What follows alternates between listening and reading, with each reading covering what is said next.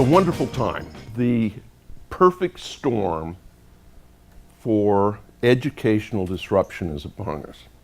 And it's driven by four things. One, cheap computers, robust networks, tablets, effective software, from slightly better to 10 times better. Public demands, federal mandates, scarcity of skills have woken up the educational establishment that says change is not only important, but now doable. Brain science. There are 5 rules. First one, extreme time pressure. Why? You want the learner to be operating in real time.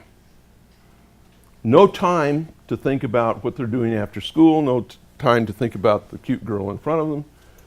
They got to be there. They got to be in the present. Second, active. You need to have a cognitive event every 3 to 6 seconds. Now, what's a cognitive event? If you watch a movie, read a book, watch a lecture, there are almost no cognitive events. If you put a brain in an fMRI and watch the brain activity, any passive activity, nobody home. The minute you ask a question and the student has to make a response, everything lights up. Spaced repetition algorithms. Your brain, believe it or not, is actually designed to forget. And it's only through repetition that the brain says, geez, maybe I need to figure this out. But it turns out that it needs to be over time. That's why cramming is not good. You can maybe get through a test a little bit, but it's not as good as if you learn a little bit today, learn a little bit tomorrow and review, learn a little bit more. If you review it just before you forget it, you can have it for the rest of your life. Turns out that there are many kids who are slow and absolutely not stupid. They're absolutely brilliant. They just take a little bit more time. They read a little bit slower, their cognitive processes are a little slower.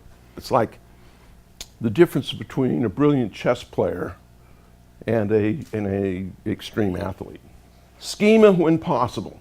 Schema means if I can teach you statistics in the construct of baseball, you will learn it better if you like baseball. If I can teach you biology in the schema of Pokemon, you're going to remember it better.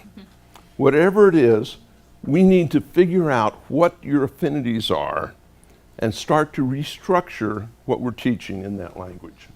So get rid of the idea of a classroom. The classroom is obsolete and dead, and we just don't know it.